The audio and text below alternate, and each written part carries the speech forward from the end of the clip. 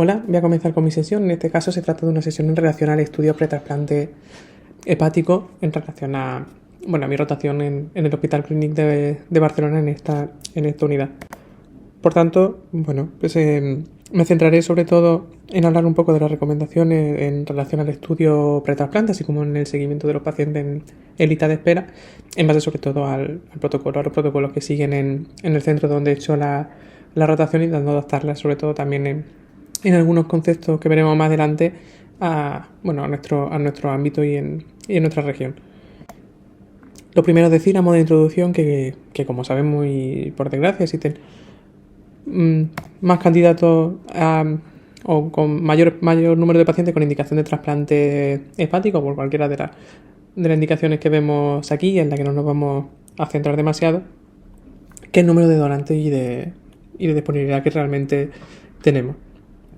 Con ello, las principales indicaciones sabemos que es la cirrosis hepática, estando también en un gran número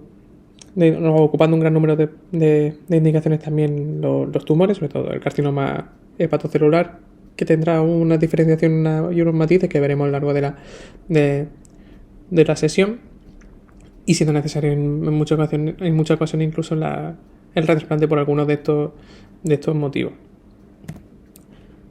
Sabemos que un órgano donado es un bien que deja un paciente ya fallecido o su familia para ser usado por la sociedad, y por tanto debemos ser responsables de garantizar que éste tenga el máximo aprovechamiento posible, haciendo un equilibrio justo entre la necesidad que tengan los pacientes y la supervivencia real que se estime con ello, para hacer un mayor aprovechamiento de este bien que es escaso. Por ello es necesario poner en balanza, por un lado, tanto la categoría de la enfermedad que puede padecer un paciente y el estado clínico que tiene el enfermo, con la presencia, por otro lado, de bien contraindicaciones y factores de riesgo que puedan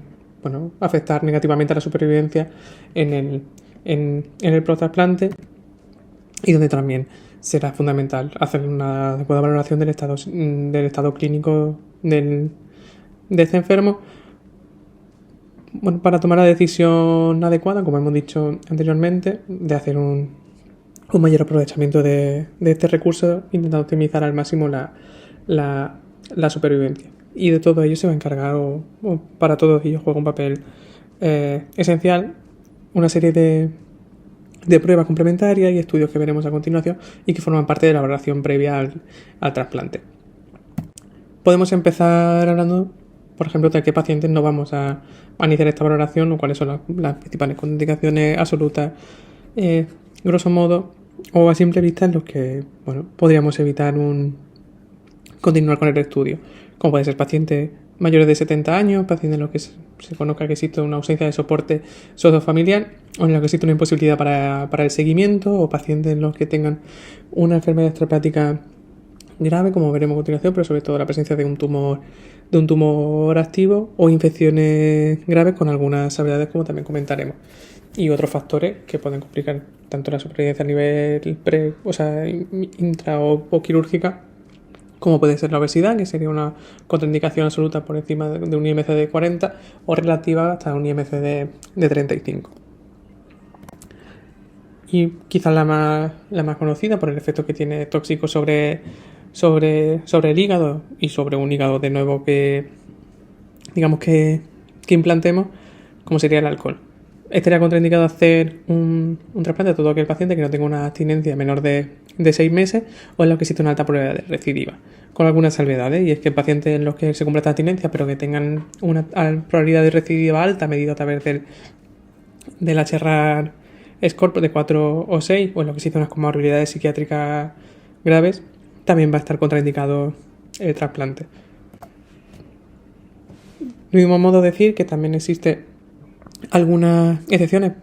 que nos permitirían no cumplir esta abstinencia de 6 meses, en los casos en los que exista una disfunción hepática o una disfunción hepática grave con un MEL score por encima de 19, pero en lo que se debe cumplir tener una probabilidad de recidiva baja y la ausencia de comorbilidades psiquiátricas y un buen soporte social, como veremos posteriormente. Además, son contraindicaciones absolutas también la presencia de adicciones a otros tóxicos, como son drogas o incluso la adicción a benzodiazepinas si no se cumple un periodo de abstinencia también mínimo. Bueno, con todas estas premisas, a los pacientes los que tengan indicación se les podría solicitar un estudio para una solicitud de trasplante hepático, que habría de ser valorado por un hepatólogo o experto de una unidad de trasplante hepático, que revisaría la indicación y en lo que se podría iniciar el estudio pretrasplante. En este se irían sometiendo a las pruebas que veremos a continuación de manera periódica, intentando identificar no solo la presencia de indicaciones, sino también la presencia de factores que nos puedan ayudar en el manejo posterior del paciente y que haya que optimizar para poder someterse a la intervención. Todo esto deberá discutirse en un comité de trasplante y en función de la decisión del comité el paciente entraría en lista de espera en ausencia de estas contraindicaciones o se descartaría. Una vez en lista de espera, decir que este paciente puede sufrir en base a pruebas que hayan de repetirse de manera periódica la presencia de contraindicaciones bien temporales que mantendrían al paciente en stand-by, pudiendo reentrar si no existiera si esta revertiera, o la presencia de contraindicaciones definitivas que desestimaría esta opción. Por tanto, la evaluación inicial de los candidatos podemos decir que sirve para establecer no solo la indicación del trasplante y las posibilidades y las posibles contraindicaciones que existen, sino también para tener unos datos de interés en la hora del trasplante que ayuden a mejorar la supervivencia en este. Y a la hora de dónde empezar a hacer la evaluación de cara a este trasplante, pues habrá que, por un lado, que individualizar y por otro lado, consensuar en el comité en función del tipo de paciente y las principales comorbilidades que podamos sospechar o sobre las dudas esenciales que podamos tener en base a alguna contraindicación. Por empezar por algún lado, en relación a la evaluación de la función hepática, es necesario realizar unas pruebas básicas analíticas que nos permitan calcular la severidad de la función hepática, fundamentalmente el MEL y el MEL sodio, que son los que nos van a discernir no solo, o nos van a identificar no solo la supervivencia estimada en meses con y sin trasplante, y que nos va a ayudar a incluir a los pacientes, y que nos va a permitir incluir a los pacientes en lista y establecer un rango de prioridad en base a la severidad de la hepatopatía calculada por el mismo. Sabemos que existen una serie de condiciones de indicaciones de trasplante hepático en los que el MEL no refleja de manera tan precisa esta supervivencia, que podría ser ser una desventaja para estos pacientes, pero que, como veremos posteriormente, intentaremos solucionar una vez admitidos los pacientes en la lista. Además, será necesario realizar un estudio virológico, tanto de virus B como virus C, en el caso de que exista positividad para mostrar, es decir, primero a nivel serológico, si existe positividad para alguno de ellos, realizar un estudio de infección activa, tanto de infección B como delta en el caso de la hepatitis B, como profundizar en la carga viral y en el genotipo en los pacientes con virus C para plantear un tratamiento que deberá iniciarse por lo general en todos, salvo en pacientes con hepatocarcinoma de riesgo, o en pacientes con una función renal por debajo del 30 ml minuto de filtrado glomerular, o una hepatopatía con una disfunción severa con un MEL por encima de 19. Además, será necesario realizar una endoscopia, salvo que tenga una previa en 1-2 años, en los que no tenga varicio, o en el caso en el que el paciente se encuentre en tratamiento con metabloqueantes. Por otro lado, también será fundamental hacer un estudio dentro de la hepatopatía del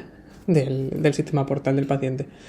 Lo fundamental de manera inicial será descartar la presencia de trombosis portal, inicialmente con un ecodoppler, en el caso de que exista la duda o se confirme la presencia de un trombo, revalorarlo con un angiotac. Y además, en el caso de que exista trombosis portal o alguna de las indicaciones que vemos en esta diapositiva, será necesario realizar un mapa vascular con un con una angiotac abdominal o una angioresonancia abdominal para tener un mapa vascular de cara a la cirugía. En todo caso, tras la realización de estas pruebas, la presencia de bien trombosis portal completa o alguna alteración que pueda dificultar la cirugía puede suponer una contraindicación por parte del cirujano a realizar la misma, que puede ser total o relativa si existe alguna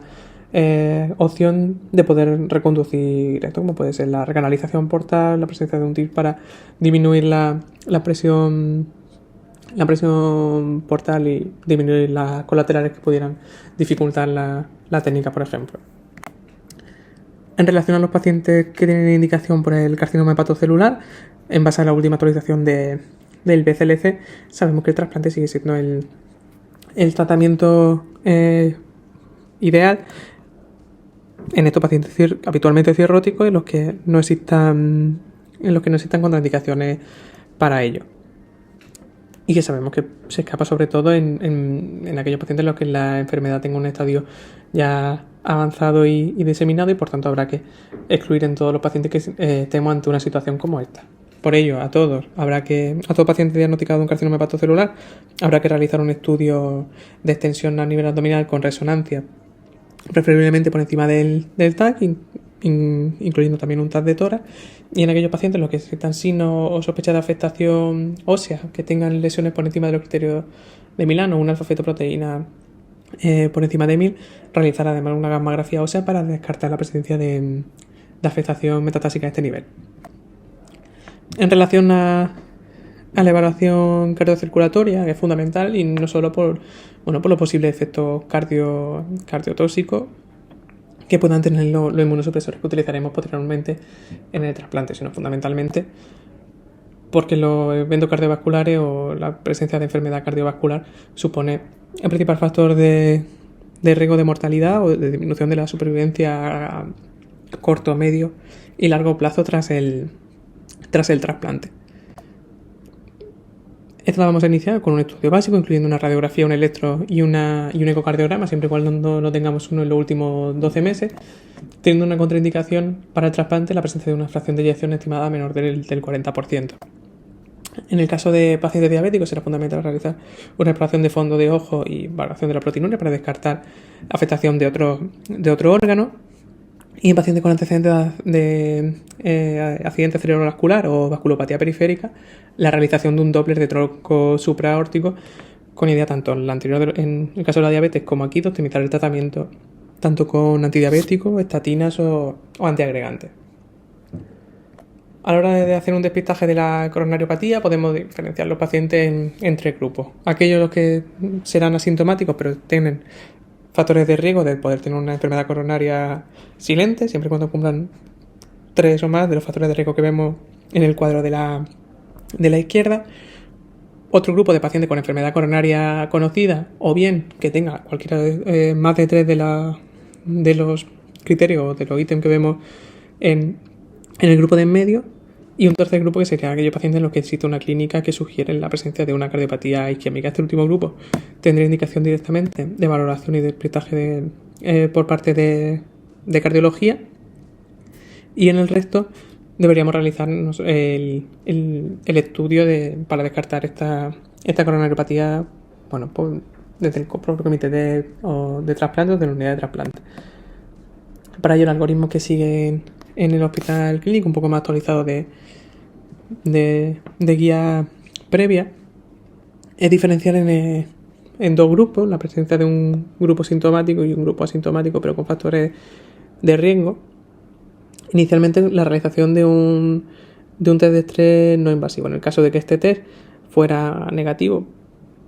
podría ser apto y simplemente con indicaciones de manejo de factores de riesgo cardiovascular.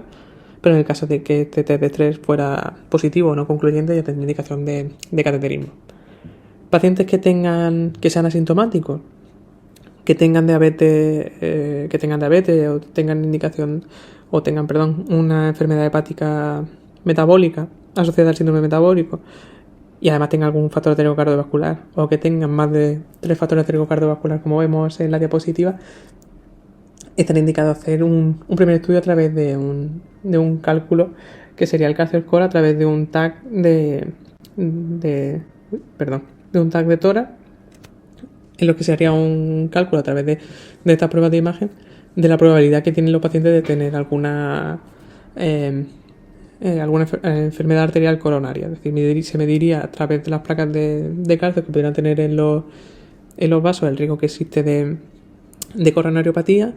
y en función de esto estaría indicado realizar o no un angio-TAC o un test de esfuerzo inicialmente. Pacientes que tengan un calcio score por encima de 400 tendrían indicación directamente de test de estrés, y con el mismo algoritmo que hemos visto anteriormente. Y pacientes que tengan un calcio score por debajo de 400 pero superior a 0, estará indicado la recepción de un angio-TAC coronario. En este caso, si existe lesiones más del 50% de la exploración, tendría indicación de cateterismo, y si existe lesiones más de un 70%, estará indicado la colocación de un stent o dilatación con un balón y la posterior antiagregación en base al procedimiento realizado.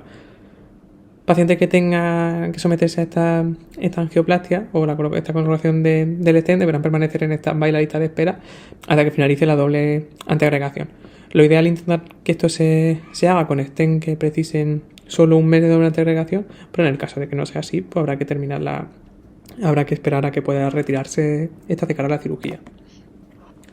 En relación a la evaluación respiratoria, también empezaríamos con una exploración radiológica básica y una espirometría, unas pruebas de esfuerzo respiratorio que nos permitan descartar la presencia de enfermedades restrictivas o enfermedades pulmonares en situación severa que contraindiquen el trasplante, como puede ser un EPOC severo.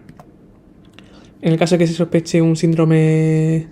hepatopulmonar, es decir, paciente que tenga una PO2 por debajo de 80 y un gradiente alveolo arterial por encima de 15, estará indicado la realización de un ecocardio con test de burbuja,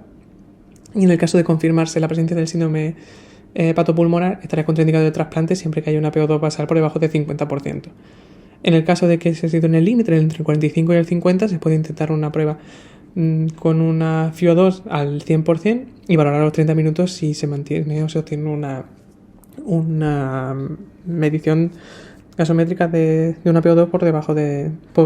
encima o por debajo de 300, siendo por debajo de 300 una contraindicación también para el trasplante. Por otro lado, en el caso que se sospeche un síndrome de hipertensión portopulmonar, en lo que existe una presión arterial pulmonar por encima de 35 milímetros de mercurio en el ecocardio, estará indicado la realización de un cateterismo. En este caso, pacientes los que no tengan tratamiento vasodilatador tendrán contraindicación de trasplante si tienen una presión pulmonar por encima de 35. En el caso de que estén en tratamiento vasodilatador, tendrán contraindicación si tienen una presión pulmonar por encima de 45 o un índice cardíaco menor de 3 litros por minuto. A continuación, tendríamos la evaluación de la función renal, que será importante no solo de cara al tratamiento posterior por los efectos nefrotóxicos que pueden tener muchos de los fármacos que utilizamos para la inmunosupresión y el mantenimiento del post-trasplante, sino también porque y que se va a realizar fundamentalmente con una medición de la función renal en base al filtrador glomerular y un estudio de seguimiento para descartar la presencia de enfermedad estructural. En el caso de tener un seguimiento patológico, puede ser necesaria la presencia de una ecodoppler renal o incluso una biopsia para descartar afectación, digamos, a este nivel o estructural a este nivel. Y como decimos, es importante no solo a la hora de tener prevención en relación con los tratamientos posteriores que tengamos de inmunosupresión, sino porque puede ser indicación que habrá que tener en cuenta a la hora de plantear un trasplante doble, tanto hepático como renal. Las indicaciones de brevemente será, por un lado, todo paciente que tenga una indicación de trasplante renal y que además tenga una hepatopatía con signos de hipertensión portal o con hipertensión portal confirmada, tendrá indicación de trasplante doble. Paciente que tenga la indicación de trasplante hepático, si tiene una enfermedad renal crónica en diálisis con un filtrado menor de 30 o con un filtrado entre 30 y 45 con factores de mal pronóstico o un fallo renal agudo con más de 6 semanas de requerimiento de diálisis, tendrán también indicación de trasplante doble. Y algunas enfermedades que, como la poliquistosis hepática y renal, si tienen un filtrado glomerular por debajo de 40, o la presencia de alguna metabolopatía, como puede ser la hiperoxaluria primaria o la polineuropatía melidótica familiar. En relación al estado infeccioso, será fundamental realizar un despistaje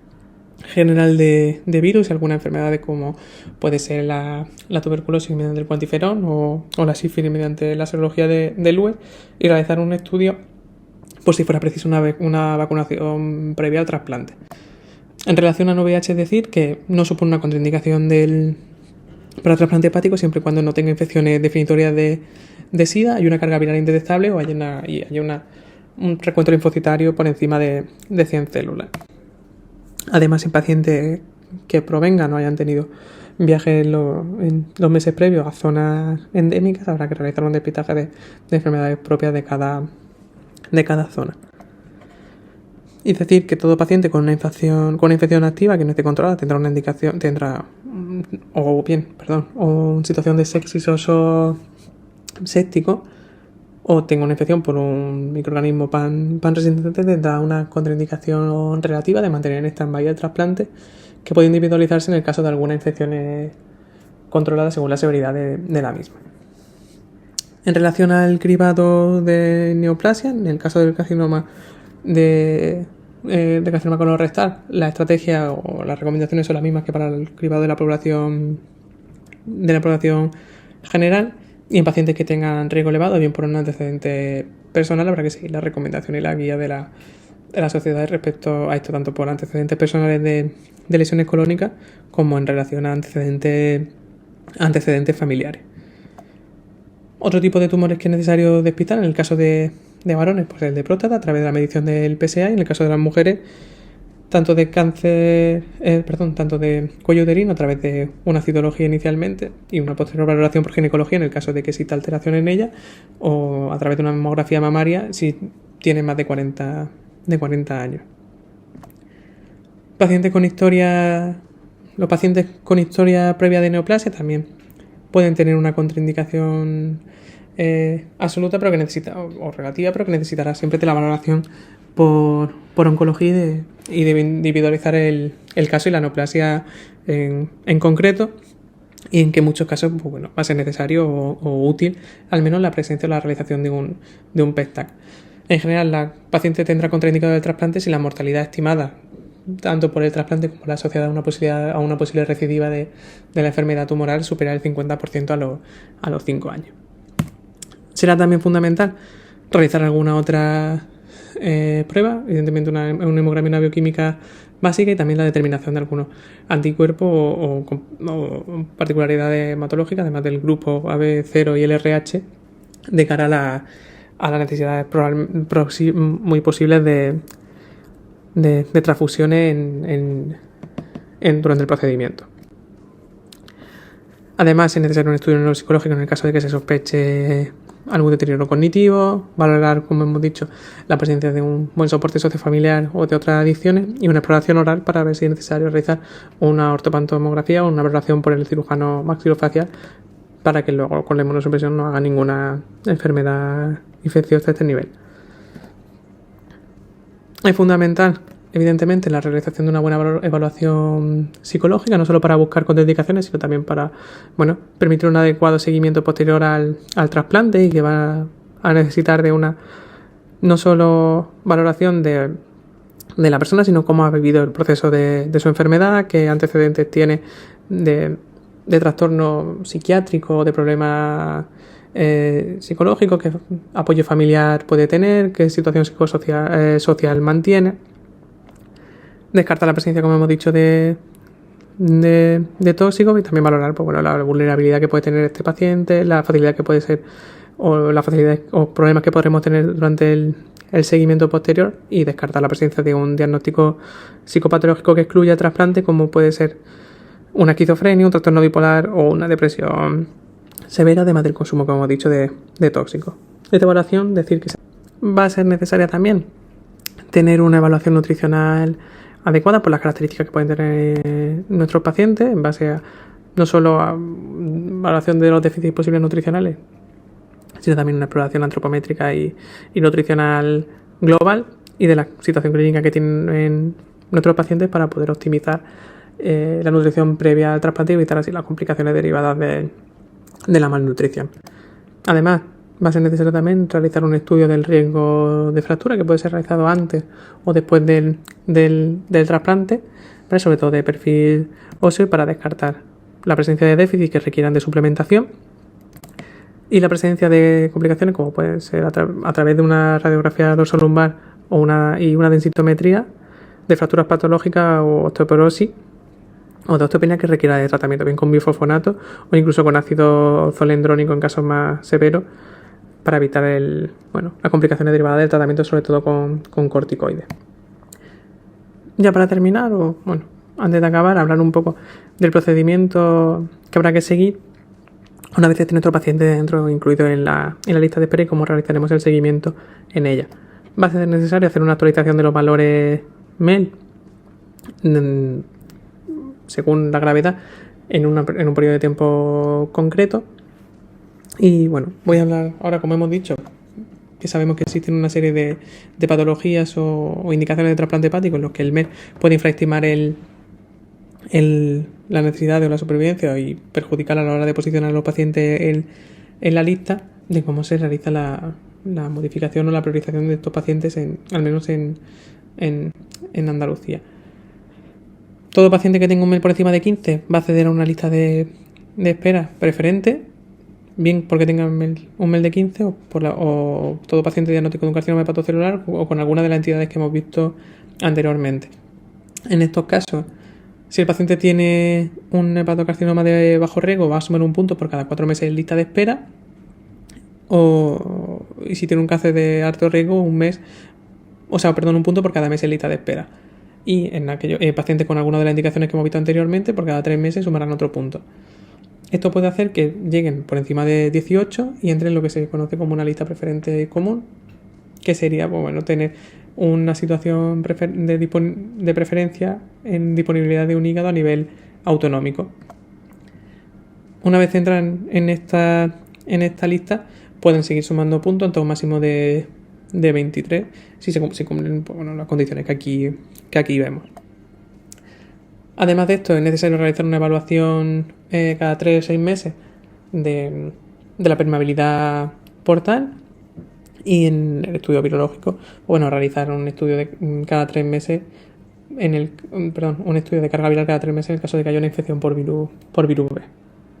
En relación al carcinoma hepatocelular, es necesario hacer un control radiológico cada 3 meses a nivel abdominal y con alfa-fetoproteína para ver si es necesaria una gammagrafía, y cada 6 meses a nivel torácico. Además, en pacientes en los que se prevea una lista de espera mayor de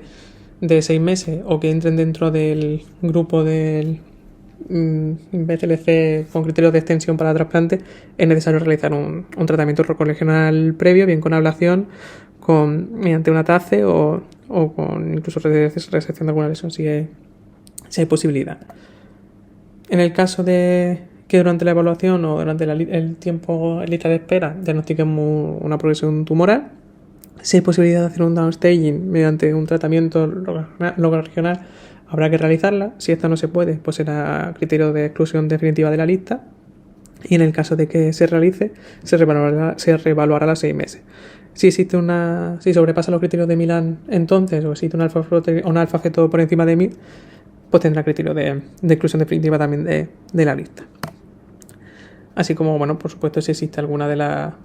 si existe progresión de la enfermedad con una invasión a distancia, con un deterioro del status performance del paciente. Y por último, decir que en pacientes en relación a la afectación cardiocirculatoria, pacientes que no tengan una enfermedad coronaria, no haría falta repetirle las pruebas, pero sí que habría que optimizar el control de factores de riesgo y la abstinencia tabáquica.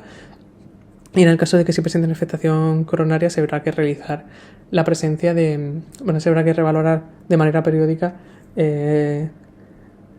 revaluación, para garantizar que mantenga una fracción de eyección por encima de 40, que se mantenga sin clínica sugestiva y que tengan un tratamiento optimizado tanto a nivel antiagregante como dislipémico o de otros factores de riesgo. Por último, dar algunas pinceladas simplemente sobre procedimiento un poco más ágil en los pacientes con indicación de tratamiento de tratamiento urgente. Lo fundamental será diagnosticar o intentar hacer una investigación sobre cuál ha sido la causa del fallo agudo y ver si existe indicación de criterio de trasplante urgente por fallo hepático agudo, que son los que vemos a continuación y en los que no nos vamos a detener un poco por tiempo. En este caso, habrá que buscar la presencia de contraindicaciones absolutas para el trasplante que impidan el mismo. El estudio inicial será con una historia, por supuesto, una historia clínica completa y valorar de manera precoz la presencia de un soporte sociosanitario que permita el trasplante.